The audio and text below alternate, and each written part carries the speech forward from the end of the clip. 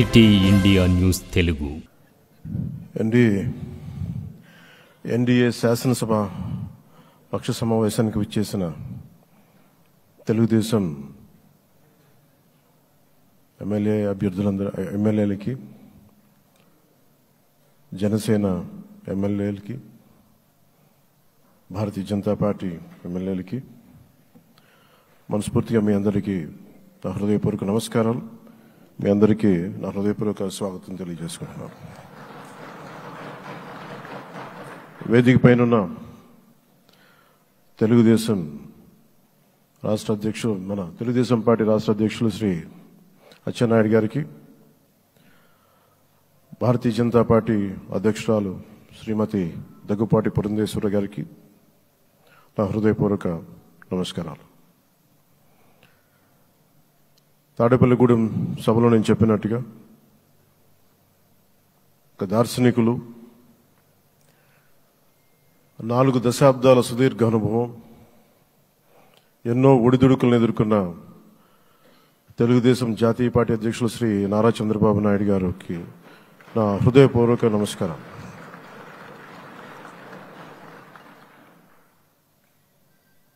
గత దశాబ్ద కాలంలో రాష్ట్ర విభజన జరిగినప్పటి నుంచి ఆంధ్ర రాష్ట్ర ప్రజలు నలిగిపోతున్నారు. గత 5 సంవత్సరాలుగా మరి రాష్ట్రంలోని విపత్కర పరిస్థితులు తెలుసు. మనందరం సమిష్టిగా పోరాటం చేసి కలిసికట్టుగా ఉండి అద్భుతమైన మెజారిటీలతోటి 164 శాసనసభ స్థానాలని ఎన్డీఏ కూటమి దక్కించుకుంది. అద్భుతమైన విజయం. 21 పార్లమెంట్ సభ్యుల్ని మన సెంట్రల్ హాల్లో కూడా మాట్లాడుతూ ఉంటే అందరికీ ఆంధ్రప్రదేశ్ విజయం, తెలుగుదేశం, జనసేన, భారతీయ జనతా పార్టీతో కూడిన ఎన్డీఏ కూటమి విజయం దేశం మొత్తం చాలా ఒక స్ఫూర్తినిచ్చింది. ప్రతి ఒక్కరి విజయాన్ని వారి వారి రాష్ట్రాల్లో ఎలా దీన్ని ముందుకు తీసుకెళ్లాలి, ఒక్క ఓటు చీలకుండా అలయన్స్ అంటే ఎలా ఉండాలి అనేది మన ఆంధ్ర ప్రాంత ప్రజలు, మన ఆంధ్ర రాష్ట్ర ప్రజలు మనందరం కలిసి కట్టుగా చూపించాం. 2021 మార్చి 14 ఇప్పటం సభలో నేను ఒకటే తెలియజేసుకున్నాను, ఆ ప్రభుత్వ వ్యతిరేక ఓటుని చీలనివ్వను. ఆ మాట మీద ఉన్నాం, ఆ మాట మీద నిలబడ్డాం. ఒడిదుడుకులు ఎదుర్కొన్నాం, తగ్గాం, కానీ నిలబడ్డాం. ప్రజల నమ్మకాన్ని పెంచాం. అద్భుతమైన మెజారిటీతో ఈ రోజున మనం ప్రభుత్వాన్ని స్థాపిస్తున్నాం. చాలా మాటలు ఇచ్చాం. పొద్దున కూడా జనసేన లెజిస్లేటివ్ పార్టీ మీటింగ్లో నాయకుడిగా ఎన్నుకున్న సందర్భంలో మాట్లాడుతూ మనం చాలా మాటలు ఇచ్చాం. ఇది కక్ష సాధింపులకి సమయం కాదు, ఇది వ్యక్తిగత దూషణలకి సమయం కాదు. ఇది 5 కోట్ల మంది పైగా ప్రజలు మన మీద నమ్మకాన్ని పెట్టుకున్నారు. మన మీద మనందరం ఉమ్మడిగా, మనందరం సమిష్టిగా ఆంధ్రప్రదేశ్ ప్రజలు ఏ అభివృద్ధి అయితే కోరుకుంటున్నారో మనందరం సమిష్టిగా దీన్ని ముందుకు తీసుకెళ్లాలి, అభివృద్ధి పథంలో నడిపించాలి. విద్య, వైద్యం, ఉపాధి, సాగునీరు, తాగునీరు, లా అండ్ ఆర్డర్ ఇవన్నీ చెప్పొచ్చాం. మనం బలంగా నిలబడతామని. అలాగే మేనిఫెస్టోలో, ఉమ్మడి మేనిఫెస్టోలో చాలా మాటలు ఇచ్చాం. వాటన్నిటినీ బాధ్యతగా ముందుకు తీసుకెళ్లాల్సిన అవసరం ఉంది. ఇలాంటి ఛాలెంజింగ్ టైమ్స్లో ఒక సుదీర్ఘమైన అనుభవం ఉన్న నాయకులు కావాలి. 4 దశాబ్దాల అనుభవం, అభివృద్ధి మీద అపారమైన అవగాహన, పెట్టుబడులను తెచ్చే సమర్థత, ప్రతిభ, విదేశాల్లో ఉండే నాయకుల్ని, మలేషియా దగ్గర నుంచి, సింగపూర్ దగ్గర నుంచి, యూరోప్ దగ్గర, అమెరికా నుంచి, ఆ దేశాల అధ్యక్షుల్ని తెలుగు రాష్ట్రాల వైపు దృష్టి మళ్లించేంత శక్తి సమర్థత ఉన్న శ్రీ నారా చంద్రబాబు నాయుడు గారికి, ఆయన నాయకత్వం చాలా అవసరం. ఆయన అనుభవం చాలా అవసరం. అలాంటి అపారమైన అనుభవం ఉన్న వ్యక్తిని, అనుభవం ఒకటే కాదు, ధైర్యశాలి. ఈ రోజుకి నాకు ఒకటే గుర్తుంటుంది. మన తాడేపల్లిగూడెం సభలో చెప్పాను, చాలా క్లేమోర్ మైన్స్ పేలిపోతే జీప్ ఎగిరిపోయి కింద పడితే చొక్కా దులుపుకొని ఆయన మళ్ళీ వచ్చి రాజకీయం చేసిన వ్యక్తి. ఈ రోజున సైబరాబాద్ ఉంది అంటే అది శ్రీ చంద్రబాబు నాయుడు గారి దార్శనికత. అలాంటి వ్యక్తి, ఆయన అనుభవం ఈ రోజున 2024 ఆంధ్రప్రదేశ్కి ఎన్డీఏ కూటమి తరపు నుంచి ముఖ్యమంత్రి అభ్యర్థిగా శ్రీ నారా చంద్రబాబు నాయుడు గారి పేరుని జనసేన పార్టీ పక్షాన నుంచి మేము బలపరుస్తున్నాం.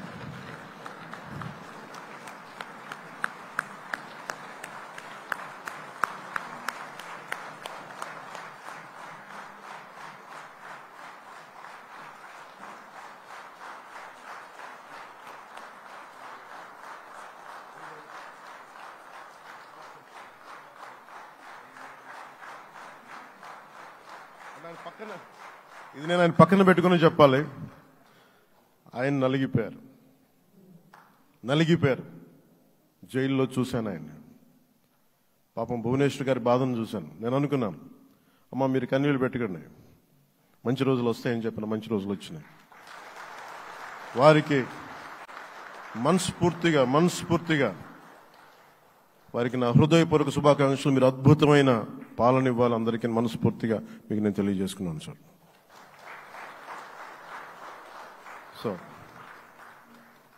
ఇప్పుడు శ్రీ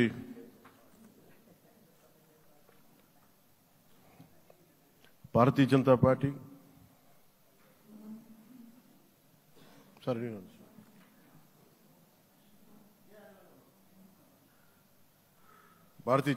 అధ్యక్షురాలు శ్రీమతి దగ్గుపాటి పురంధేశ్వరి గారిని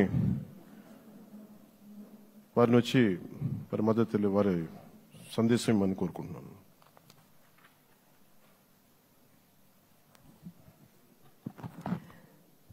సభాయ నమః అంటూ సభాసదస్సుకు నమస్కరిస్తూ, సభాధ్యక్షులు సోదరులు అచ్చెన్నాయుడు గారికి, పెద్దలు నారా చంద్రబాబు నాయుడు గారికి, సోదరులు పవన్ కళ్యాణ్ గారికి, వేదిక ముందున్నటువంటి భారతీయ జనతా పార్టీ, తెలుగుదేశం, జనసేన ప్రజలచే ఎన్నుకోబడినటువంటి మీ అందరికీ పేరు పేరున ముందుగా నా నమస్కారాలు నేను తెలియజేస్తున్నాను. అనూహ్యమైనటువంటి విజయాన్ని మనం సాధించడం జరిగింది. పవన్ కళ్యాణ్ గారు మాట్లాడుతున్నటువంటి సందర్భంలో తెలియజేశారు. ఏ విధంగా ఢిల్లీలో మేము కూర్చున్నటువంటి సందర్భంలో ఆంధ్ర రాష్ట్రంలో జరిగినటువంటి ఎన్నిక జరిగిన తీరు మాత్రమే కాదు, 3 పార్టీల మధ్య ఏర్పడినటువంటి సమన్వయం ఒక రకంగా యావత్ భారతదేశానికి కూడా ఇది ఒక ఎగ్జాంపుల్గా నిలవాలి అని చెప్పి ఢిల్లీలో మాట్లాడుకున్నటువంటి మాట.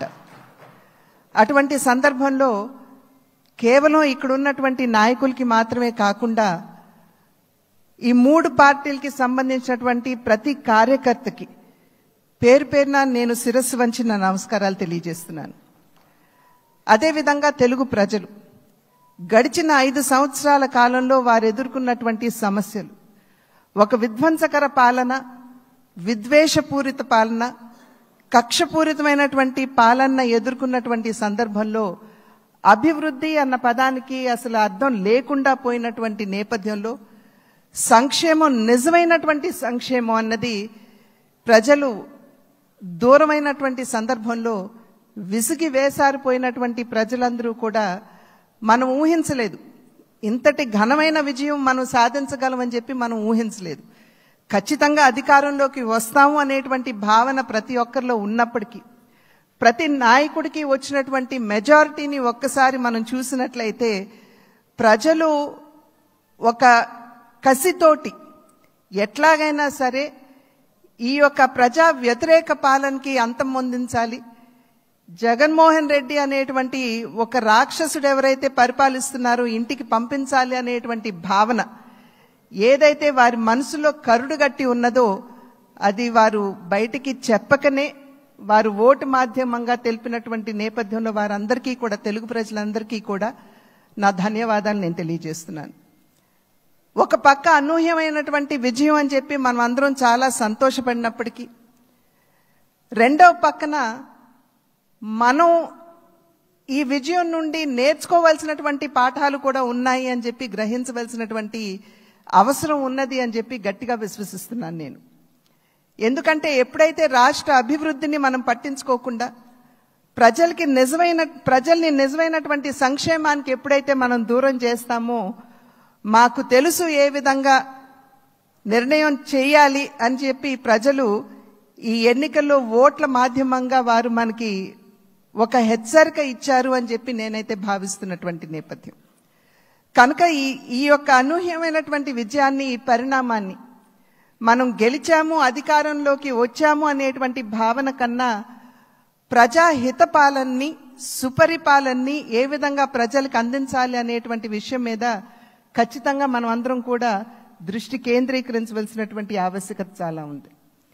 ఆ సందర్భంలో ఈ మూడు పార్టీల యొక్క కలయిక, ఒక్కసారి మూడు పార్టీల యొక్క ఆలోచన విధానాన్ని కనుక మనం తరిచి చూసినట్లయితే, భారతీయ జనతా పార్టీ ఆది నుండి కూడా, ఎప్పుడైతే భారతీయ జనతా పార్టీ ఏర్పడిందో ఆనాటి నుండి కూడా సబ్కే సాత్ సబ్కా వికాస్ అనేటువంటి ఒక సంకల్పంతో ముందుకు వెళ్తున్నటువంటి వైనం మనందరికీ తెలుసు. అదేవిధంగా నందమూరి తారక రామారావు గారు తెలుగుదేశం పార్టీని స్థాపిస్తున్నటువంటి సందర్భంలో సమాజమే దేవాలయం, పేదవాడే దేవుడు అనేటువంటి ఒక విశ్వాసంతో ప్రజల మధ్యకు వచ్చినటువంటి నేపథ్యం. అదేవిధంగా జనసేన ఆవిర్భావం చూసినా కూడా సమాజంలో ఎక్కడైనా సరే పేదవాడికి, సాధారణ పౌరుడికి గనక అన్యాయం జరిగినట్లయితే గళం విప్పి ప్రశ్నిస్తాము అంటూ ముందుకు వచ్చినటువంటి నేపథ్యం. కనుక ఈ మూడు పార్టీల యొక్క ఆవిర్భావం, వారి యొక్క ఆలోచన విధానం చూసినట్లయితే ఒకే దిశలో ఒకే రకంగా ఉన్నటువంటి విషయాన్ని మనం గమనించాలి. అంటే సమాజంలో ఉన్నటువంటి సాధారణ పౌరుడికి న్యాయం చేయాలి, పేదవాడికి నిజమైనటువంటి సంక్షేమాన్ని అందించాలి అనేటువంటి లక్ష్యం ఈ మూడు పార్టీలకు ఉన్నటువంటి సందర్భంలో ఈ మూడు పార్టీల యొక్క కలయిక నిజంగా ఒకంత ఆలస్యమైనా కూడా ఇది రాష్ట్రానికి చాలా అవసరమైనటువంటి కలయిక అని చెప్పి నేను భావిస్తున్నాను. మరి నేను అనేక సందర్భాల్లో చెప్తూ ఉంటాను, ఈ మూడు పార్టీల యొక్క కలయిక చూసినప్పుడు ఒక త్రివేణి సంగమాన్ని మనం చూస్తున్నట్టుగా మనం భావించవలసినటువంటి నేపథ్యం. ఒక పక్క చంద్రబాబు నాయుడు గారి స్ఫూర్తి, చంద్రబాబు నాయుడు గారి యుక్తి, రెండవ పక్క నరేంద్ర మోడీ గారి స్ఫూర్తి, అదేవిధంగా పవన్ కళ్యాణ్ గారి శక్తి. ఈ మూడింటి కలయికే ఇవాళ రాష్ట్ర ప్రజల ముందు ఈ యొక్క అలయన్స్ గా, కూటమిగా ముందుకు వచ్చినటువంటి విషయాన్ని మనం అందరం కూడా గమనించవలసినటువంటి అవసరం చాలా ఉంది. ఇందాక చెప్పినట్లుగా ప్రజా సంక్షేమ పాలనని, సుపరిపాలనని ఏ విధంగా ప్రజలకు అందించాలి అనేటువంటి విషయం మీద దృష్టి పెడుతూ కక్షపూరితంగా ముందుకు వెళ్లకుండా మనం కూడా మన కార్యకర్తలకి తెలియజేస్తూ వారిని కూడా ఒకంత శాంతింపపరుస్తూ, ఎందుకంటే గడిచిన 5 సంవత్సరాల కాలం వారు ఎదుర్కొన్నటువంటి సమస్యలు ఏదైతే ఉన్నాయో, ఇబ్బందులు ఏవైతే ఉన్నాయో వాటి నేపథ్యంలో ఒకంత అత్యుత్సాహం కావచ్చు ముందుకు వచ్చి మరి ఏ విధంగా మనం ముందుకు వెళ్ళాలి అనేటువంటి అంశం మీద దృష్టి సారిస్తున్నటువంటి సందర్భంలో మనం సంయమనాన్ని పాటించడం మాత్రమే కాకుండా మన కార్యకర్తలు కూడా మనం సమయాన్ని పాటించవలసినటువంటి ఆవశ్యకతని వారందరికీ తెలియజేయవలసినటువంటి బాధ్యత మన మీద ఉన్నది అని చెప్పి తెలియజేస్తూ, ఏదైతే ఇప్పుడు సోదరులు పవన్ కళ్యాణ్ గారు మరి ప్రతిపాదించారో చంద్రబాబు నాయుడు గారిని మన నాయకుడిగా ఎన్నుకోవటం, నేను దాన్ని సమర్థిస్తున్నాను అని చెప్పి తెలియజేస్తూ మీ అందరికీ ధన్యవాదాలు తెలియజేస్తూ చంద్రబాబు నాయుడు గారికి మరి ఒక్కసారి నేను శుభాకాంక్షలు తెలియజేస్తున్నాను. నమస్కారం. జై.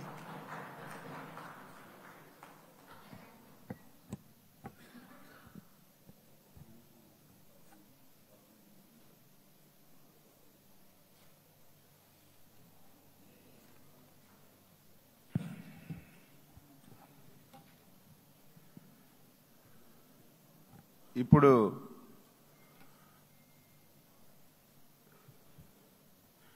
ఎన్డీఏ ముఖ్యమంత్రి అభ్యర్థిగా మనందరం ఏకగ్రీవంగా ఎన్నిక చేయబడినటువంటి పెద్దలు గౌరవనీయులు శ్రీ నారా చంద్రబాబు నాయుడు గారు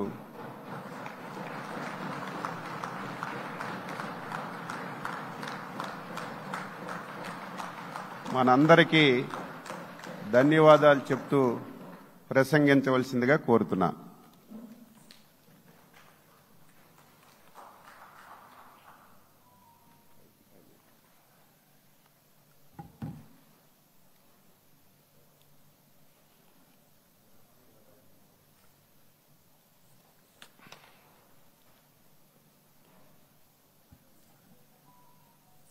అందరికీ నమస్కారాలు. గౌరవనీయులు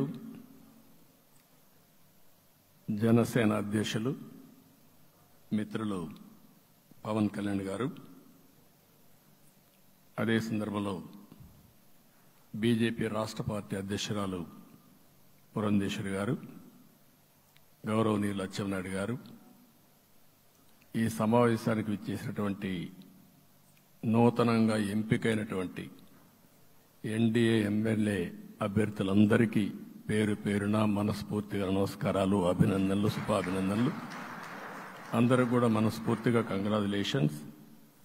అదే సమయంలో మీరందరూ కలిసి నన్ను శాసనసభ నాయకుడిగా, ఎన్డీఏ శాసనసభ నాయకుడిగా ఎన్నుకున్నందుకు మనస్ఫూర్తిగా అందరికీ నమస్కారాలు తెలియజేస్తున్నా, అభినందనలు తెలియజేస్తున్నా, ధన్యవాదాలు.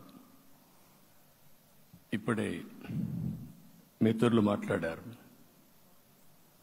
నేను కూడా చాలా ఎన్నికలు చూశాను.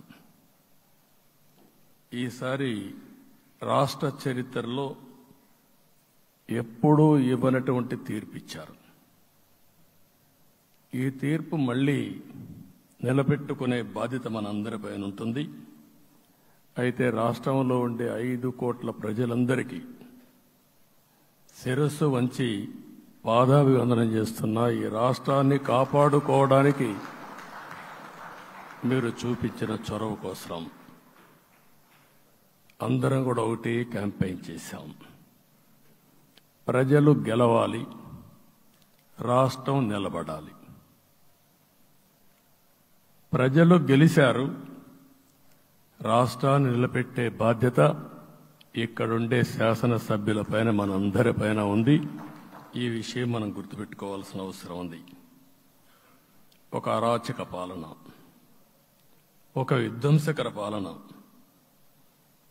మామూలుగా ఇది చూస్తే ఈ కూటమి ఏర్పాటు చేసినప్పుడు కూడా నేను ఎప్పుడూ మర్చిపోలేను. ఇప్పుడే పురంధేశ్వరి గారు చెప్పారు, పవన్ కళ్యాణ్ గారు చెప్పారు.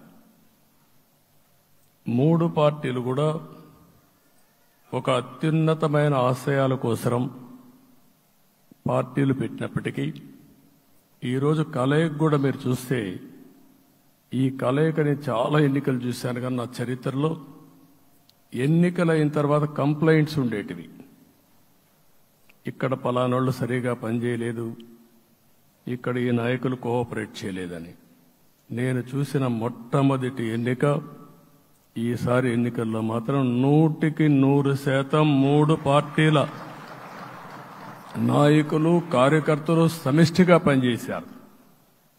దానికి కారణం మనం ఒకసారి అన్వేషిస్తే, ప్రజలు మనోభావాలకు అనుగుణంగా మన కార్యకర్తలు కూడా ప్రవర్తించే పరిస్థితికి వచ్చారు.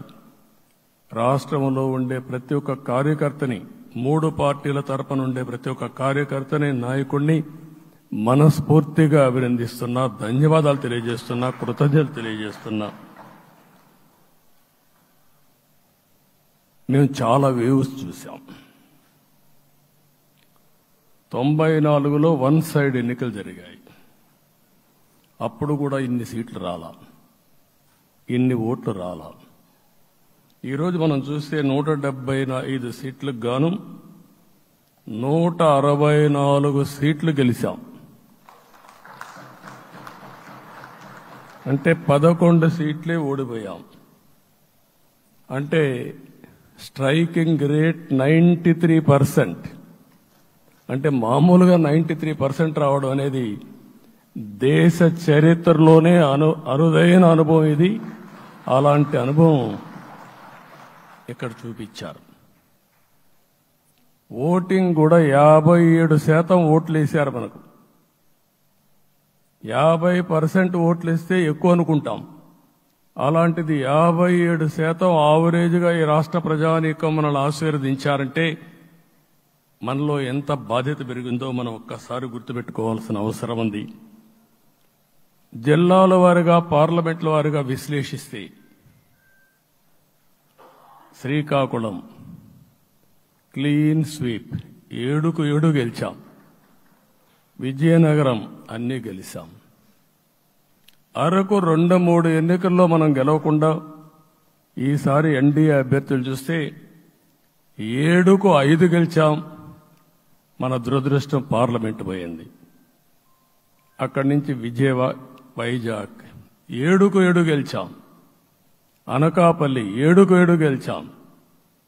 దెన్ తూర్పుగోదావరి, కాకినాడ, అమలాపురం, రాజమండ్రి, నరసాపురం, పక్కన వస్తే ఏలూరు, మచిలీపట్నం, కృష్ణా, గుంటూరు, నరసరావుపేట, బాపట్ల అన్స్టాపబుల్ 7కు 7 గెలిచాం. అక్కడి నుంచి నెల్లూరు ఒక్క ఒంగోలులో బ్రేక్ పడింది, ఒక 2 సీట్లు పోయినాయి. అక్కడి నుంచి నెల్లూరు 7కు 7 గెలిచాం. తిరుపతి 7కు 7 గెలిచాం. కానీ దురదృష్టం పార్లమెంటు పోగొట్టుకున్నాం. చిత్తూరు ఎప్పుడు ఇన్ని సీట్లు గెలవాలి, 7కు 7 గెలిచాం. అక్కడి నుంచి రాజంపేటలో 7కు 4 గెలిచాం. 3 సీట్లు పోగొట్టుకున్నాం. పార్లమెంట్ పోయింది. అక్కడి నుంచి మీరు చూస్తే చరిత్రలో ఎప్పుడూ గెలవని విధంగా కడపలో 7కు 5 గెలిచాం మనం. ఆ తర్వాత అనంతపురంకి వస్తే క్లీన్ స్వీప్ 7కు 7 గెలిచాం. హిందూపూర్లో 7కు 7 గెలిచాం. నంద్యాల ఎప్పుడూ ఊహించని విధంగా 7కు 7 గెలిచాం. ఆ తర్వాత కర్నూలుకు వస్తే 7కు 5 గెలిచాం.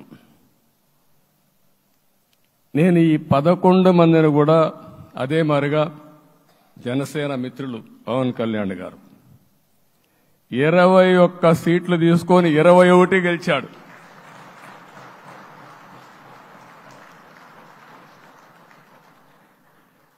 బీజేపీ 10 సీట్లు తీసుకుంటే 10 గెలిచారు, 8 గెలిచారు. అంటే 10కి 8 గెలవడం అనేది ఒక చరిత్ర. ఆ 2 సీట్లు కూడా కొన్ని ప్రత్యేకమైన కారణాల వల్ల ఓడిపోయాం తప్ప ఇంకోటి కాదు. అంటే ఇక్కడ ఒక లెసన్ మనందరికీ అర్థమైంది ఏంటంటే, అభ్యర్థులు గట్టిగా నిలబడుకున్న ప్రతి ఒక్క చోట ప్రజలు మనల్ని ఆశీర్వదించారు, గెలిపించారు. ఇదే ఈ యొక్క ఎన్నికల్లో మనందరం గుర్తుపెట్టుకోవాల్సిన ఒక ప్రత్యేకమైన విషయం. నేను చాలాసార్లు ఎన్నికలైన తర్వాత సమీక్షలు చేసుకున్నాం, కానీ ఇలాంటి విజయం, ఎలాంటి సాటిస్ఫాక్షన్ ఎప్పుడూ లేదు. దీనికి కారణం ప్రజలు మన మీద నమ్మకం పెట్టుకున్నారు. పార్లమెంట్ ఎన్నికల్లో కాదు, అసెంబ్లీ ఎన్నికల్లో చూస్తే 95,000 ఓట్ల మెజారిటీతో గెలిపించారు. గాజువాక 95,000 ఓట్ల మెజారిటీతో గెలిపించారు. ఈ విషయాలు నేను పవన్ కళ్యాణ్ గారు ఢిల్లీకి వెళ్ళినప్పుడు, పురంధేశ్వరి గారు వచ్చినప్పుడు, ఈ రాష్ట్రంలో ఇచ్చిన మ్యాండేట్ వల్ల ఢిల్లీలో మమ్మల్ని అందరూ గౌరవించే పరిస్థితికి వచ్చారు. మీ గెలుపు వల్ల ఈరోజు ఆంధ్రప్రదేశ్ రాష్ట్ర ప్రతిష్ట పెరిగింది, గౌరవం పెరిగింది. మనకు కూడా గౌరవం పెంచుకునే పరిస్థితికి వచ్చాం. అయితే ఇక్కడ ఒక విషయం మనం గుర్తుపెట్టుకోవాల్సింది, ఎంపిక చేసినప్పుడు అన్ని విషయాలు మేము కూలంకుషంగా ఆలోచించాం. ఏ సీటు ఏ అభ్యర్థులు ఏ పార్టీ తీసుకుంటే గెలుస్తారో ఆలోచించాం. ఒకసారి అవి నేను చాలాసార్లు చూసినప్పుడు సీట్ల ఎంపికలో చాలా సమస్యలు వచ్చేటివి. మొట్టమొదటిసారిగా మొన్న ఎంపికల్లో కూడా చిన్న చిన్న సమస్యలు తప్ప ఎక్కడ పెద్ద సమస్యలు రాలేదు. అంటే మేమందరం కూడా ఒకటి ఆలోచించాం, గెలిపే ధ్యేయంగా పనిచేయాలి కాబట్టి ఏ సీట్లో ఎవరు సీట్ ఇస్తే వాళ్ళు గెలుస్తారో ఆ సీట్లే ఇచ్చాం. అదే సమయంలో సీట్లు ఇచ్చిన తర్వాత ప్రతి ఒక్కరూ గౌరవించి గెలిపించే బాధ్యతకు వచ్చారు. ఇంకొక పక్కన ఈరోజు మిమ్మల్ని అందరినీ ఇప్పుడే పవన్ కళ్యాణ్ గారు చెప్పినట్టు వారి యొక్క సమయ స్ఫూర్తిని నేను ఎప్పుడూ మర్చిపోలేను.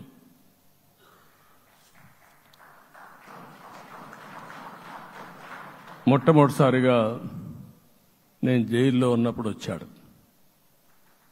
వచ్చినప్పుడు నన్ను పరామర్శించాడు. బయట వచ్చి ఈ రాష్ట్రం అంత మునుపు చెప్పినా అంత మునుపు అనేక సందర్భాల్లో ప్రభుత్వ వ్యతిరేక ఓటు చేయకూడదని చెప్పారు. కానీ నన్ను చూసి బయటికి వెళ్ళిన తర్వాత ఈరోజు తెలుగుదేశం జనసేన పొత్తు పెట్టుకుంటున్నామని చెప్పిన మొదటి వ్యక్తి పవన్ కళ్యాణ్ గారు. అప్పటికే బీజేపీతో పొత్తుంది. అయితే ఒక మాట చెప్పాడు, బీజేపీతో పొత్తుంది, బీజేపీ తెలుగుదేశం జనసేన 3 పార్టీలు కలిసి పోటీ చేస్తామని కూడా చెప్పి మళ్లీ ఆ ప్రయత్నం చేసి కడాన రాష్ట్ర ప్రయోజనాల దృష్ట్యా బీజేపీ తెలుగుదేశం జనసేన పొత్తు పెట్టుకున్నాం. మనస్ఫూర్తిగా ఆయన అభినందిస్తున్నా. ఆ రోజటి నుంచి ఎలాంటి పొరపచ్చాలు లేకుండా కలిసి పనిచేశారు. మాకు కొన్ని అనుమానాలు ఉండేటివి, ఓటు ట్రాన్స్ఫర్ అవుతుందా లేదా, ఓటు ట్రాన్స్ఫర్ కాకపోతే ఎక్కడన్నా సీట్లు నష్టపోతామని. అందుకే మీరు ఒకసారి చూస్తే ఎన్నికలు మొత్తం సెట్ అయింది, నామినేషన్స్ వేసాం, ముందుకెళ్ళాం. అదే సమయంలో మొట్టమొదటిసారిగా కొవ్వూరులో 3 పార్టీల నాయకులు కలిసి, నేను, పవన్ కళ్యాణ్ గారు, పురంధేశ్వరి గారు ముగ్గురం కలిసి ఫస్ట్ మీటింగ్ అడ్రస్ చేశాం. అక్కడి నుంచి 6 జిల్లాల్లో మేమిద్దరం కలిసి తిరిగాం. బీజేపీ నాయకులు కలిసి వచ్చారు. ఆ తర్వాత మొట్టమొదటిసారిగా అమిత్ షా గారు ఏదైతే అనంతపూర్లో ధర్మవరం కాన్స్టిట్యున్సీకి వచ్చారు. నేను మొన్న నేషనల్ మీటింగ్లో కూడా చెప్పాను. ఆయన వచ్చినప్పుడు చాలా స్పష్టంగా ఎందుకు మేము పొత్తు పెట్టుకున్నామనే విషయాలు చెప్తూ ఈ ప్రభుత్వ అవినీతిని ఎండగట్టారు, సూటిగా మాట్లాడారు. ఆ ఒక్క మీటింగ్తో రాష్ట్రం మొత్తం ఒక నమ్మకం వచ్చింది. బీజేపీ కూడా పూర్తిగా ఈ కూటమిని సపోర్ట్ చేస్తున్నారనే కాకుండా ఈ రాష్ట్రానికి ఏ అవసరం ఉందో చెప్పగలిగారు. అది అయిన తర్వాత ప్రధానమంత్రి గారు వచ్చారు. మొట్టమొదటి మీటింగ్ మీరు చూస్తే ఇక్కడనే రాజమండ్రిలో పెట్టారు. రాజమండ్రిలో స్పష్టత ఇచ్చారు, దేని అనకాపల్లిలో స్పష్టత ఇచ్చారు. తర్వాత రాజంపేటలో మాట్లాడుతూ చాలా క్లియర్గా చెప్పారు. ఇదే విజయవాడకు వచ్చినప్పుడు రోడ్ షో పెడితే నా జీవితంలో ఎప్పుడూ చూడలేదు, ప్రధానమంత్రి గారు కూడా అదే చెప్పారు, బ్రహ్మాండమైన రోడ్ షో విజయవాడలో జరిగిందని ప్రధానమంత్రి గారు కూడా అభినందించే పరిస్థితికి వచ్చారు. ఇవన్నీ కలయికే మన విజయం. ఈ విషయం మనం గుర్తుపెట్టుకోవాల్సిన అవసరం ఉంది. మీరు కష్టపడ్డారు. నేను చాలా ఎన్నికల్లో చూశాను. అందరూ అభ్యర్థులు కూడా ఈ ఎన్నికల్లో కష్టపడిన విధానం కానీ ఇంత కష్టం నేను ఎప్పుడూ చూడలేదు. ఒక్క మాటలో చెప్పాలంటే ప్రతి ఒక్కరూ మనసు పెట్టి పనిచేశారు. అందుకే ఈ గెలుపు వచ్చిందని చెప్పి కూడా నేను మీకు తెలియజేస్తున్నా. మీ అందరి సహకారంతో రేపు ప్రమాణ స్వీకారం చేస్తున్నాను. దానికి మీ అందరికీ ధన్యవాదాలు. రేపు ప్రమాణ స్వీకారానికి నరేంద్ర మోడీ గారు ప్రధానమంత్రిగా వారు వస్తున్నారు. అదే మరిగా ఎన్డీఏ నాయకులు వస్తున్నారు. ఇది ఒక అరుదైన అనుభవం. అంటే నేను 4వసారి ముఖ్యమంత్రిగా ప్రమాణ స్వీకారం చేస్తున్నాను కానీ ఈసారి దీనికి ఉండే ప్రాధాన్యత, ప్రజలు మన మీద పెట్టుకున్న నమ్మకం, నష్టపోయారు, ఇబ్బందులు పడ్డారు, మన మీద హోప్ పెట్టుకున్నారు. తిరిగి నేను ఒక్కడినే చేసే కార్యక్రమం కాదు. అందరం సమిష్టిగా మళ్లీ ప్రజలకు రుణం తీర్చుకునే సమయం ఆసన్నమైంది. దానికి ఈ రాష్ట్రానికి పూర్తిగా కేంద్ర సహకారం అవసరం. నిన్న పోయినప్పుడు కూడా నేను చాలా స్పష్టంగా కేంద్ర నాయకత్వాన్ని కోరాను. అటు అమిత్ షా గారిని, అదే మరి ప్రధానమంత్రి గారిని అందరినీ కోరాం. పూర్తిగా సహకరిస్తామని వారు హామీ ఇచ్చారు.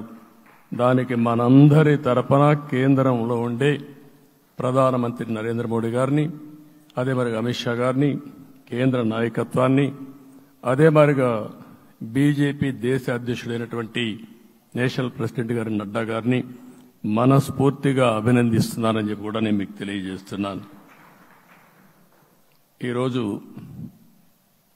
40 సంవత్సరాలుగా రాజకీయాల్లో ఉన్నాను. నేను ఎప్పుడు కూడా రాగద్వేషాలకు అతీతంగా రాజ్యాంగంలో ఏదైతే మనం ప్రమాణం చేస్తామో రాజ్యాంగాన్ని అనుసరించి అదే విధంగా పనిచేశాను. మళ్లీ ఈరోజు మీ అందరికీ హామీ ఇస్తున్నాం. నాకు అలవాటు ప్రజల కోసం కష్టపడడం, అవిశ్రాంతంగా పనిచేయడం, పోరాటాలు మాత్రమే నాకు తెలుసు. ప్రజాహితం మాత్రం తెలుసు. తప్పకుండా దాన్ని నిలబెట్టుకుంటా. ఇన్ని దశాబ్దాలుగా కూడా ప్రతి అడుగు కూడా మీరు ఒకసారి చూస్తే ప్రతి ఆలోచన, తపన అన్నీ కూడా ప్రజల కోసమే చేశాం. ఈరోజు మనకిచ్చింది ప్రజల అధికారం కాదు. ఇది ఒక పవిత్రమైన, అత్యున్నతమైన బాధ్యత మనకు అప్పచెప్పారు. ఈ విషయం అనుక్షణం ప్రతి ఒక్కరూ మనం గుర్తుపెట్టుకోవాల్సిన అవసరం ఉంది. నేను 14 సంవత్సరాలు దగ్గర ముఖ్యమంత్రిగా ఉన్నాను. 15 సంవత్సరాలు ప్రతిపక్ష నాయకుడిగా పనిచేశాను. ఎన్నో సవాళ్లు చూశాను, ఎన్నో సంక్షోభాలు చూశాను. ప్రతి ఒక్క సంక్షోభాన్ని ఒక అవకాశంగా మలుచుకుని ముందుకు పోయాం. ఈరోజు కూడా మీకు అందరికీ, ఈరోజు రాష్ట్రంలో మనం చూస్తే చాలా సమస్యలున్నాయి. నా అనుభవాన్ని మొత్తం తీసుకుని పూర్తిగా మీ అందరి సహకారంతో, మిత్రులు పవన్ కళ్యాణ్ గారి సహకారంతో పేద ప్రజల జీవితాలను మార్చడానికి అనునిత్యం ఆలోచిద్దాం. అది చేసి మన నిజాయితీని, మన కృతజ్ఞతని ప్రజలకు తెలియజేద్దాం. అందుకని ఇంకొక పక్క మీరు ఆలోచిస్తే రాష్ట్రం పూర్తిగా శిథిలమైపోయింది. దెబ్బతినని వర్గం అంటూ లేదు. అందుకనే ఓసారి ఆశ్చర్యం కూడా వేస్తుంది. ఈ రాష్ట్రం నుంచి కూలి పనుల కోసం వేరే రాష్ట్రాలకు వెళ్లిన వ్యక్తులు సొంత డబ్బులు పెట్టుకుని వాళ్ళ యొక్క ఫుడ్ కూడా పాకెట్స్ తయారు చేసుకుని వచ్చి ఓటేసి మళ్లీ వెళ్లారు. ఇది ఊహించని పరిణామం. ఇక్కడుండేవాడు ఓటేయడం ఒక ఎత్తైతే, పేదవాడు చిన్న చిన్న పనులు చేసుకునేవాడు కూడా వచ్చి ఓటేశారు. ఎక్కడో అమెరికా, ఆస్ట్రేలియా, ఆఫ్రికా, విదేశాల్లో ఉండే ఎన్ఆర్ఐస్ అయితే లక్షల రూపాయలు ఖర్చు పెట్టుకొని వచ్చి పనిచేశారు. లక్షల రూపాయలు ఖర్చు పెట్టుకొని వచ్చి మనకు ఓటేశారు. నా జీవితంలో ఎన్నోసార్లు ఎన్నికలు చూశాను కానీ ఈసారి ఒక బాధ్యతతో ఓటర్స్ ప్రవర్తించిన తీరు శాశ్వతంగా తెలుగు జాతి చరిత్రలో మిగిలిపోతుంది. అది ఈరోజు జరిగిన విషయం మనం గుర్తుపెట్టుకోవాలి. మనందరం ఒకటే గుర్తుపెట్టుకోవాల్సిన అవసరం ఉంది. ఏ అహంకారంతో విర్రవీగిపోయారో ఆ అహంకారం కూలిపోయింది. ఎన్నోసార్లు మనం చెప్పాం, ఏ వ్యక్తికి పదవి వస్తే వినయం కూడా అవసరం. పదవి వచ్చిందని విర్రవీగిపోయి రేపనేది లేకుండా ఉంటుందనుకుంటే మాత్రం ఇదే జరిగే పరిస్థితి వస్తుంది. అయితే మీ అందరినీ నేను కోరేది ఒకటే, ఇవన్నీ ఒక కేస్ స్టడీగా మీరందరం స్టడీ చేసుకోవాల్సిన అవసరం ఉంది. ప్రజలు బూతులు మాట్లాడే నేతల్ని, అరాచక శక్తుల్ని, అవినీతి పరుల్ని చూశారు. పాలకులంటే ఎలా ఉండాలో చూశారు. ఈ 5 సంవత్సరాల్లో పాలకుడు ఎలాంటి వాడు వచ్చి అర్హత లేని వ్యక్తి ఏ విధంగా ఉన్నాడో చూశారంటే ఈరోజు ఇచ్చిన తీర్పు ఈ 5 ఏళ్లు పరిపాలించినటువంటి వ్యక్తి యొక్క ప్రవర్తన చూసిన తర్వాత ఇలాంటి వ్యక్తి పాలనకు పనికిరాడనే ఉద్దేశంతో ఓట్లు చేసే పరిస్థితికి వచ్చారు. ఇది నా ఉద్దేశ ప్రకారం ఒక కేస్ స్టడీ అవుతుంది మనందరం కానీ జాగ్రత్తగా ఆలోచిస్తే. కానీ మనం కూడా అదే విధంగా కక్ష తీర్చుకోవాలి అని కానీ మనం ముందుకు పోతే మనకు కూడా సమస్య వస్తుంది. అదే సమయంలో ఒకటే చెప్తున్నా, తప్పు చేసిన వాడిని క్షమించి పూర్తిగా వదిలిపెడితే కూడా మళ్ళా అలవాటుగా మారుతుంది. తప్పు చేసిన వాళ్లకు శిక్ష పడవలసిన అవసరం ఉంది, చట్టపరంగా శిక్షించాల్సిన అవసరం ఉంది. అదే సమయంలో విధ్వంస రాజకీయాలు, కక్షా రాజకీయాలు కాకుండా ఇవన్నిటిని ప్రక్షాళన చేయాల్సిన అవసరం ఉందని చెప్పి కూడా నేను మీకు తెలియజేస్తున్నా. ఇంకొక పక్క 5 ఏళ్లలో ఎన్నో సంవత్సరాలు చూశాను కానీ కార్యకర్తలపైన దాడులు, హింసా రాజకీయాలు, అక్రమ కేసులు, వేధింపులు, కడాన సోషల్ యాక్టివిస్టులు కూడా ఇష్టానుసారంగా కేసులు పెట్టి హెరాస్ చేస్తే నిద్రపోకుండా వాళ్ళు కాపాడుకున్నాం. ఇంకొక పక్కన అన్ని పార్టీలకు 3 పార్టీలకు అనుభవం ఉంది. ఈరోజు మీరు చూస్తే ప్రాణాలు తీస్తూ అరాచకంగా ప్రవర్తిస్తూ తెలుగుదేశం పార్టీలో ఒక ఉదాహరణ చూసినప్పుడు అన్ని పార్టీలకు వర్తిస్తుంది. ఏదైతే మన పార్టీకి వ్యతిరేకంగా నేను ఆ పేర్లు చెప్పకూడదు కాబట్టి చెప్పలేదు కానీ స్లోగన్ ఏమంటే కడాన మెడ మీద కత్తున్న జై తెలుగుదేశం అంటూ ప్రాణాలు వదిలిపెట్టే పరిస్థితికి వచ్చారు. ఇది ఊహించని పరిణామాలు. ఇవన్నీ ఇప్పుడు కూడా కళ్ల ముందర తిరిగే పరిస్థితి వస్తుంది. అందుకే ఈరోజు మనందరం కూడా ఇవన్నీ గుర్తుపెట్టుకొని, నాకు జరిగిన అవమానాలు చూశారు. నేను అందుకే మా కుటుంబానికి జరిగిన అవమానంతో నేను కూడా భరించలేక బయట వచ్చినప్పుడు ఒకటే శపథం చేసి వచ్చాను. ఆ శపథం, ఇది గౌరవ సభ కాదు, ఇది కౌరవ సభ. ప్రజాక్షేత్రంలో గెలిచి మళ్లీ ఈ సభను గౌరవ సభగా చేసి అడుగు పెడతానని చెప్పి శపథం చేసి బయట వచ్చాను. ఓసారి ఇవన్నీ చరిత్ర. ఆ శపథాన్ని ప్రజలు గౌరవించారు. గౌరవించిన ప్రజల్ని నిలబెట్టే బాధ్యత మనందరిపైన ఉంది. సభను కూడా ఎన్నోసార్లు పవన్ కళ్యాణ్ గారు చెప్పారు, భవిష్యత్తులో ఆంధ్రప్రదేశ్ శాసనసభని ఒక గౌరవ సభగా చేసి ప్రజా సమస్యల్ని చర్చిస్తామని చాలా స్పష్టంగా చెప్పారు. అలాంటి బ్రహ్మాండమైన వాతావరణం క్రియేట్ అవుతుంది. దానికి ఒక శాసనసభాపక్ష నాయకుడిగా నేను హామీ ఇస్తున్నా. మళ్లీ ఈ సభను గౌరవ సభగా, ఈరోజు మన పరిపాలన ప్రజా పరిపాలన, ప్రజాప్రభుత్వంగా మనం ముందుకు పోవాల్సిన అవసరం ఉంది. ముందుకు పోతామని చెప్పి కూడా నేను మీకు తెలియజేస్తున్నా. ఇంకా కిందికి డెప్త్కి వెళ్తే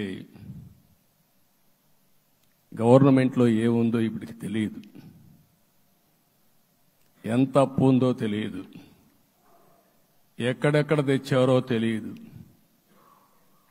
ఇవన్నీ కూడా డెప్త్కి వెళ్ళినప్పుడు ఎన్ని లక్షల కోట్ల అప్పు ఉంది, ఏదేది తాకట్టు పెట్టారు, ఆర్థిక వ్యవస్థ ఏ విధంగా చిన్నాభిన్నం అయిపోయింది, ఇవన్నీ కూడా అధ్యయనం చేసుకోవాల్సిన అవసరం ఉంది. ఇరిగేషన్ రంగాన్ని పూర్తిగా నిర్వీర్యం చేశారు. రాష్ట్రానికి అతి ముఖ్యమైన ప్రాజెక్టు పోలవరం. కేంద్రం క్లియర్గా పోలవరానికి సహకరించారు. నాకు ఇప్పుడు కూడా జ్ఞాపకం ఉంది, 2014 కంటే ముందు నేను ముఖ్యమంత్రి అయ్యాను, ఎంపికయ్యాను, ఢిల్లీకి వెళ్ళాను. ఢిల్లీకి వెళ్ళినప్పుడు 7 మండలాలు తెలంగాణలో ఉన్నాయి. పోలవరం ముంపుకు గురి అయ్యే 7 మండలాలు తెలంగాణలో ఉన్నాయి. ఆ 7 మండలాలు అక్కడుంటే జూన్ 2వ తారీఖున నోటిఫికేషన్ వస్తే ఆ తర్వాత తెలంగాణ అనుమతి ఉంటే తప్ప, పునరావాసానికి ఒప్పుకుంటే తప్ప మనం పోలవరం కట్టే పరిస్థితి లేదు. ఆ రోజు రాజ్నాథ్ సింగ్ గారు పార్టీ అధ్యక్షుడు, అదే మాదిరిగా ఆ రోజు వెంకయ్య నాయుడు గారు కూడా యాక్టివ్గా ఉన్నారు. నేను ఒకటే కోరాను, ప్రజలు నన్ను ఎంపిక చేసుకున్నారు, ఇక్కడ మనం ఎన్డీఏ వచ్చింది, ఈ ప్రాజెక్టు పూర్తి కావాలంటే ఆ 7 మండలాలు ఆంధ్రప్రదేశ్ రాష్ట్రానికి ఇస్తే తప్ప పూర్తి కాదు.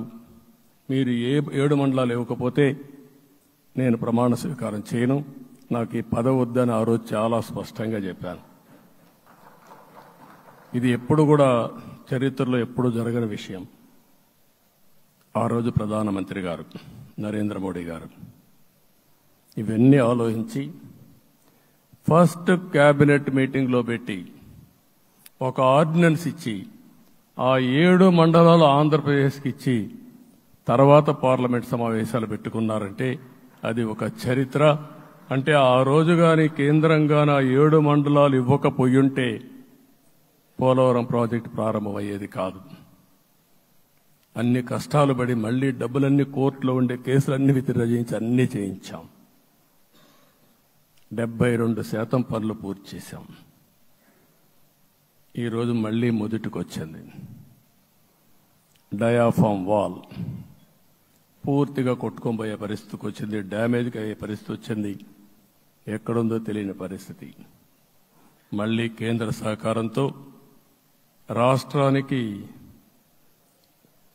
అతి ముఖ్యమైన ప్రాజెక్టు పోలవరం, దీన్ని పూర్తి చేసే బాధ్యత, దీన్ని పూర్తి చేసి నదుల అనుసంధానం చేసి మన అందరం ప్రతి ఒక్క ఎకరాకు నీళ్లు ఇవ్వగలిగితే దానికంటే బ్రహ్మాండమైన కార్యక్రమం ఏమీ ఉండదు. వ్యవసాయ రంగం స్టెబిలైజ్ అవుతుంది. ఇది సాధించడానికి అన్ని విధాలా కష్టపడతామని చెప్పి కూడా నేను మీకు తెలియజేస్తున్నాను. ఇంకొక పక్క వ్యవసాయ రంగం పూర్తిగా సంక్షోభంలో పడిపోయింది. రైతులు అప్పుల పాలయ్యారు. 5 ఏళ్లలో 9 సార్లు కరెంటు ఛార్జీలు పెంచారు. ఈ విధంగా ఇవన్నీ కూడా ఇంకొక పక్క మీరు చూస్తే అమరావతి 10 సంవత్సరాల తర్వాత మన రాజధాని ఏదంటే చెప్పుకోలేని పరిస్థితి. ఇప్పటికి కూడా మనకు గుర్తొచ్చేది ప్రజావేదిక విధ్వంసం. అలాంటి దుర్మార్గమైన కార్యక్రమాలు జరిగాయి. ఇవన్నీ కూడా గుర్తు చేసుకుంటూనే కక్షపూరిత రాజకీయాలు కాకుండా కన్స్ట్రక్టివ్ పాలిటిక్స్ కి మనం ముందుకు పోవాల్సిన అవసరం ఉంది. అందుకే ఈరోజు నేను ఒకటే మీ అందరికీ హామీ ఇస్తున్న, మీ ద్వారా ప్రజలందరికీ, మనది ప్రజాప్రభుత్వం. ఇకపైన మన ప్రభుత్వంలో ప్రజావేదికల కూల్చివేతలు ఉండవు. 3 రాజధానులంటూ రాష్ట్ర భవిష్యత్తు ఆటలాడే పరిస్థితి ఉండదు. మన రాజధాని అమరావతి, అమరావతి రాజధాని. విశాఖపట్నం ఆర్థిక రాజధానిగా, ఒక ప్రత్యేకమైన సిటీగా, ఆధునికమైన నగరంగా తయారు చేసుకుందాం. దాన్ని ఎప్పుడు కూడా నేను కంబైన్డ్ ఆంధ్రప్రదేశ్ కూడా గుర్తుపెట్టుకున్నాను. విశాఖపట్నం అటు జనసేనకు, తెలుగుదేశానికి, బీజేపీకి ముగ్గురు కూడా చాలా ముఖ్యమైన నగరం ఇది. ఎందుకు నేను ఈ మాట అంటున్నానంటే, లాస్ట్ ఎలక్షన్లో 2014లో హరిబాబు అక్కడ ఎంపీగా గెలిచారు. తర్వాత విడిపోయిన తర్వాత 2014లో మళ్ళీ మనం పోటీ చేసినప్పుడు చేశాం. 2019లో 4 అసెంబ్లీ సీట్లు గెలిపించిన ఏకైక నగరం విశాఖపట్నం తెలుగుదేశం పార్టీకి. అదే మాదిరిగా ప్రజల్లో గణనీయమైనటువంటి అభిమానం జనసేన అధినేత పవన్ కళ్యాణ్ గారి పైన ఉంది. ఈ 3 కలిపి నిన్న ఒక సునామీ మారిగా వచ్చింది. అక్కడ ఒక్కొక్క సీట్లో మీరు చూస్తే 90,000, 90,000, 70,000, 80,000 మెజారిటీతో గెలిపించారంటే ఆనాటి ముఖ్యమంత్రి విశాఖపట్నాన్ని రాజధానిగా చేస్తాను, ఎన్నికలు అవుతానే అక్కడే ప్రమాణ స్వీకారం చేస్తానంటే నువ్వు రావద్దు అని ప్రజా తీర్పిచ్చిన రాజధాని నగరం విశాఖ నగరం. అంటే ఎలాంటి టెంప్టేషన్ కూడా లొంగలేదు వాళ్ళు. ఇది ఒక అనుభూతి. విశాఖపట్నాన్ని మర్చిపోయే సమస్య లేదు. తగిన గుర్తింపు ఇస్తాం, అభివృద్ధి చేస్తాం. ఇంకొక పక్క కర్నూలుని కూడా ఇదే మాదిరిగా చెప్పి కర్నూలుని జ్యుడిషియల్ క్యాపిటల్గా చేస్తామని కడాన ఏమీ చేయకుండా వదిలిపెట్టినటువంటి వ్యక్తి. ఈరోజు మీరు ఒక్కసారి గుర్తుపెట్టుకోవాల్సింది, నేను చాలా ఎన్నికలు చూశాను కానీ రాయలసీమలో 1 సైడ్ ఎన్నికలు జరిగాయి. బ్రహ్మాండంగా ఓట్లేశారు. ఓట్లేయడమే కాదు, ఊహించినటువంటి మెజార్టీస్ ఇచ్చారు. ఇది నేను కొంచెం భయపడ్డాను బిగినింగ్లో, కానీ ఊపు చూసిన తర్వాత మాత్రం అనిపించింది అందరూ ఎక్స్పెక్ట్ చేశారు రాయలసీమలో కొంచెం ఇబ్బంది ఉంటుందని. అలాంటి రాయలసీమ తిరుగుబాటు చేసే పరిస్థితికి వచ్చింది. దానికి కూడా మన అందరి మీద బాధ్యత ఉంది. కర్నూలుని అన్ని విధాలా అభివృద్ధి చేసే బాధ్యత Telugu Desam party, Janasena, BJP, NDA కూటమి తీసుకుంటామని కూడా హామీ ఇస్తున్నాను. ఈ 3 సిటీలే కాకుండా మొత్తం అన్ని జిల్లాల్ని సమభావంతో ఆలోచించి మనం ముందుకెళ్దాం. ఇంకొక పక్క మనలో ఏ కోశాన కూడా అహంకారం ఉండకూడదు, అరాచకం అనేది ఎక్కడా కనిపించకూడదు. ఈ రాష్ట్రంలో అశాంతికి చోటు అనేది లేకుండా ముందుకు పోవాల్సిన అవసరం ఉంది. రాష్ట్ర ప్రజలందరికీ హామీ ఇస్తున్నా, సీఎం వస్తున్నాడంటే చెట్లు కొట్టేయడం, లేకపోతే రోడ్లు మూసేయడం, షాపులు బంద్ చేయడం, పరదాలు కట్టుకోవడం అవన్నీ ఉండవు. సీఎం కూడా ఒక మామూలు మనిషిగానే వస్తా, అందరితో కలిసి ఉంటాం. నేను సీఎంగా ఉన్నా మా మిత్రుడు పవన్ కళ్యాణ్ గారు ఏ హోదాలో ఉన్నది కూడా రేపు అనౌన్స్ చేసుకుంటాం. మేమందరం కూడా సామాన్యమైన వ్యక్తులుగానే వస్తాం మీ దగ్గరికి, మీలో ఒక వ్యక్తిగా ఉంటాం. మాకు హోదా సేవ కోసరం తప్ప పెత్తనం కోసరం కాదు. ఆ విషయం ప్రజలందరికీ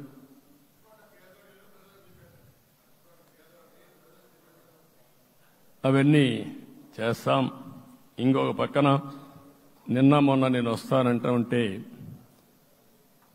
వాళ్ళకు కూడా తెలుసు కాబట్టి ఎన్డీఏ అభ్యర్థిగా అంటే శాసనసభ నాయకుడిగా ఎన్నుకుంటారనే ఉద్దేశంతో, ముఖ్యమంత్రి అవుతాను ఉద్దేశంతో రోడ్లన్నీ కూడా నిలిపేస్తాను. నేను ఒకటే చెప్పాను, మేము వచ్చినప్పుడు ఒక్క నిమిషం ఒక సిగ్నల్కి ఇంకొక సిగ్నల్కి కొద్దిగా గ్యాప్ పెట్టుకోండి, అవసరమైతే ఒక 5 నిమిషాలు లేట్ అయినా మాకు పర్వాలేదు, కానీ ప్రజలు ఎవ్వరికీ ఇన్కన్వీనియన్స్ కలగకూడదని చాలా స్పష్టంగా ఆదేశాలు ఇచ్చాం.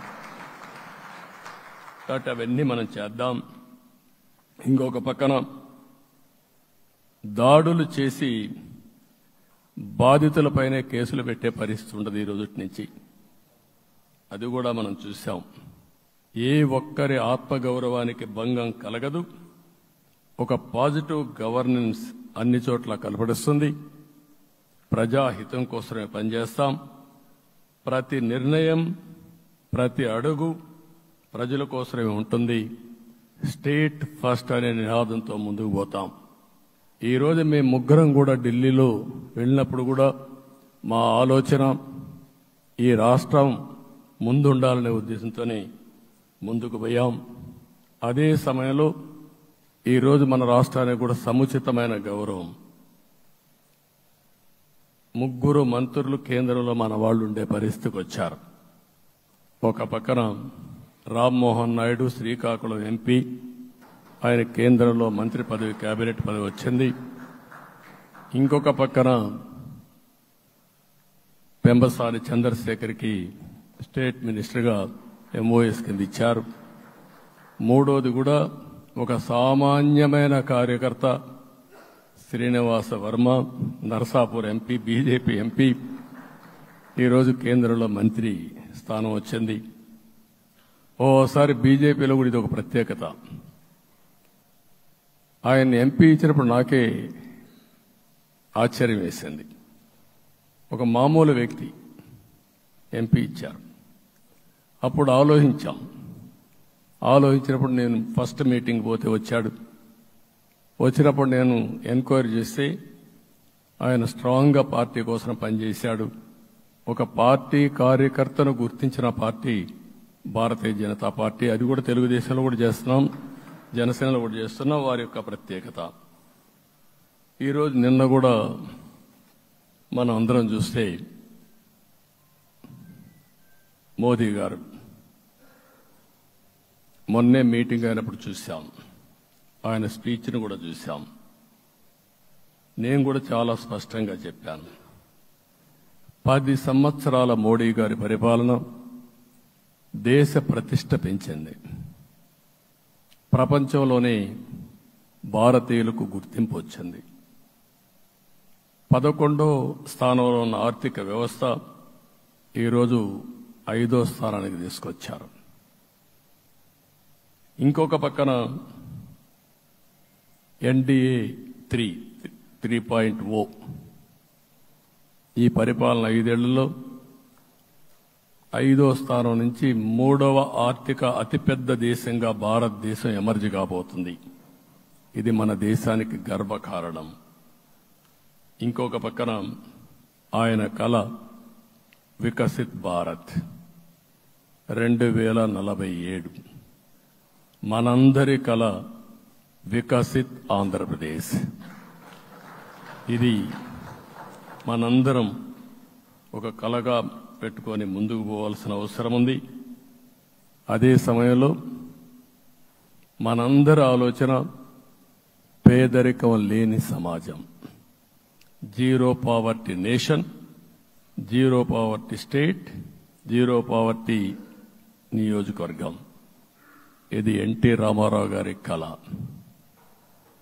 ఆయన చాలాసార్లు నేను మొన్న కూడా చెప్పాను. ఒకప్పుడు కమ్యూనిజం, క్యాపిటలిజం, సోషలిజం ఇది ఆర్థిక సంస్కరణ రాని ముందు ప్రతి ఒక్కరిని అడిగే విధానం. ఎవరిని అడిగినా మీరు ఏ సైడ్ ఉంటారని అడిగేవాళ్ళు.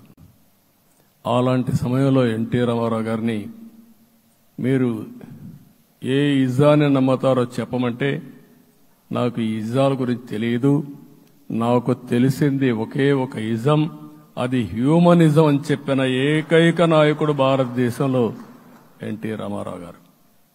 ఆయన ఆ రోజు చెప్పింది పేదరికం లేని సమాజాన్ని సృష్టించాలని, పేదవాళ్లే దేవుళ్ళు, సమాజమే దేవాలయం అని చెప్పిన వ్యక్తి.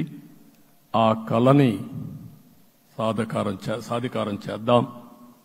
అదే నేను నిన్న చెప్పినప్పుడు కూడా ఈ దేశం అభివృద్ధి కావడంలో ఎలాంటి అనుమానం లేదు. కానీ ఆ అభివృద్ధి ఫలితాలు పేదవాళ్లకు తీసుకుపోవడంలో కాన్షియస్ ప్రజా నిర్ణయాలు తీసుకోవాలి, పబ్లిక్ పాలసీ తీసుకోవాలి. దానికి మన రాష్ట్రం నాంది పలికి కేంద్రానికి కూడా ఒక ఆదర్శంగా మనం నిరూపించుకుందాం. దానికి మీరందరూ కూడా మీ స్థాయిల్లో మీరు చేయాల్సిందిగా నేను కోరుకుంటూ ఈరోజు ప్రజలందరికీ విజ్ఞప్తి చేస్తున్నాం. మీరు ఓట్లు వేశారు, మమ్మల్ని గెలిపించారు, మీరు గెలిచారు, మీ పని అయిపోలేదు. కానీ మమ్మల్ని అనునిత్యం ఆశీర్వదించుతూ నడిపించే బాధ్యత ప్రజల్ని తీసుకోమని పూర్తిగా కోరుకుంటున్నాం. ప్రజాస్వామ్యంలో ఎప్పుడు కూడా ఓట్లేసి బాధ్యత లేకుండా ఉండేవాళ్ళు, కావాల్సింది అడిగేవాళ్ళు. నిన్న ఎన్నికల్లో చాలా మందిని చూశాను. ఫస్ట్ టైం పోలింగ్ ప్రారంభం అవుతానే అరాకొర వచ్చేవాళ్ళు. పోలింగ్ పోస్ట్ స్టేషన్లో కూడా మనుషులు ఉండేవాళ్ళు కాదు. కొంతమంది మధ్య తరగతి అబవ్ ఉండేవాళ్ళు అయితే ఎప్పుడో మధ్యాహ్నం పైన పోదామని ఇంట్లో లీజర్గా పడుకునేవాళ్ళు. మధ్యాహ్నం పైన కూడా ఖాళీగా ఉంటే వచ్చేవాళ్ళు. ఎండలు ఎక్కువ ఉంటే కొంతమంది అవాయిడ్ చేసేవాళ్ళు. అందుకే మొన్న ఎన్నికల్లో మీరు చూస్తే ఫస్ట్ అవర్లో ప్రతి ఒక్క పోలింగ్ స్టేషన్ ఫుల్గా క్యూలు ఉన్నాయి. ఆ క్యూలు కంటిన్యూ అయింది. మీరు చూస్తే రాత్రి 2 గంటల వరకు క్యూలో నిలబడుకొని ఓట్లు వేశారంటే వాళ్ళ బాధ్యత వాళ్ళు నెరవేర్చారు. దానికి మనం అందరం గుర్తుపెట్టుకొని ఏ విధంగా చేయాలనో మనం కూడా చేయాల్సిన అవసరం ఉంది. ప్రజలందరికీ విజ్ఞప్తి చేస్తున్నా, మమ్మల్ని నడిపించండి. ఎక్కడైనా మేము తప్పు చేస్తే చెప్పే విధానం కూడా ఎస్టాబ్లిష్ చేస్తాం. ఎప్పటికప్పుడు ఫీడ్బ్యాక్ ఇవ్వండి. ఫైనల్గా కలిసి సాగుదాం, రాష్ట్రాన్ని పునర్నిర్మాణం చేద్దాం.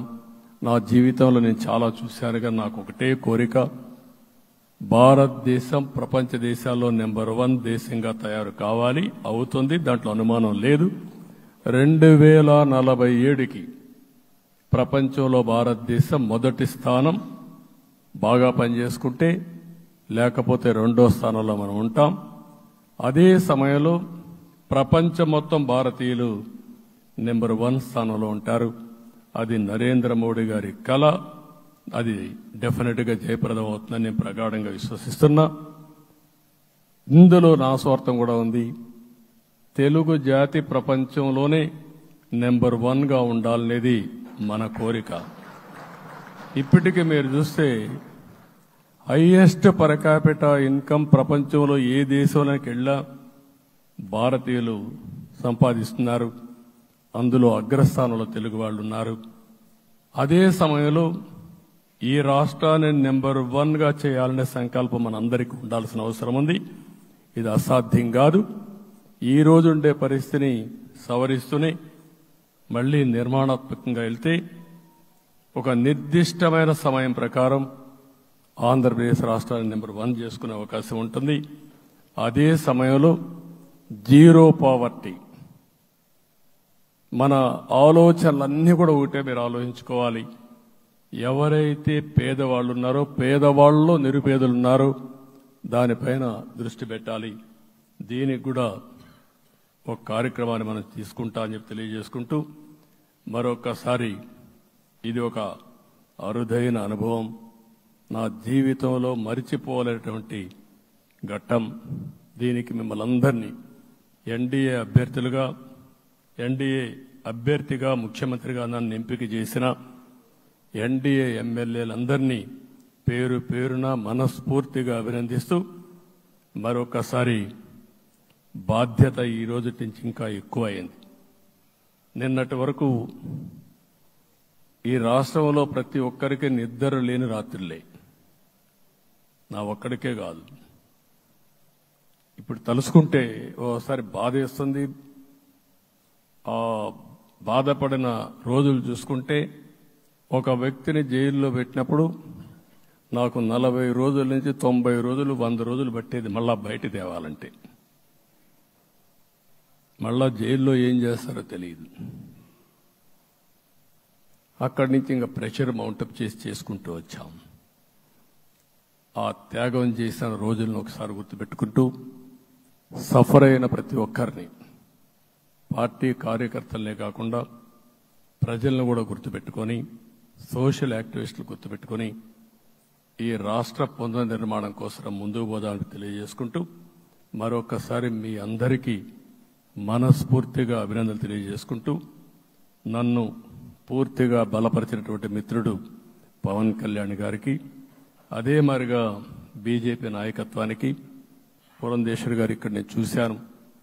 మేమిద్దరం వారు ఎంపీ అభ్యర్థిగా ఉన్నప్పటికీ ఎప్పుడో కంప్లైంట్ చేసినా లేకుంటే కోఆర్డినేషన్ ప్రాబ్లం వచ్చినా ఇమీడియట్గా స్పందించి వారు కూడా కోఆర్డినేట్ చేశారు. అందరూ కూడా ఎక్కడా పొరపచ్చాలు లేకుండా మనస్ఫూర్తిగా చేశాం కాబట్టి ఈ గెలుపు సాధ్యమైంది. ఈ గెలుపుకు సహకరించిన ప్రతి ఒక్క నాయకుడికి, ప్రతి ఒక్క పార్టీకి, ప్రతి ఒక్క కార్యకర్తకి, ప్రజలందరికీ కూడా పేరు పేరున మనస్ఫూర్తిగా నమస్కారాలు తెలియజేసుకుంటూ మీ అందరి దగ్గర సెలవు తీసుకుంటున్నాను. జై హింద్, జై హింద్.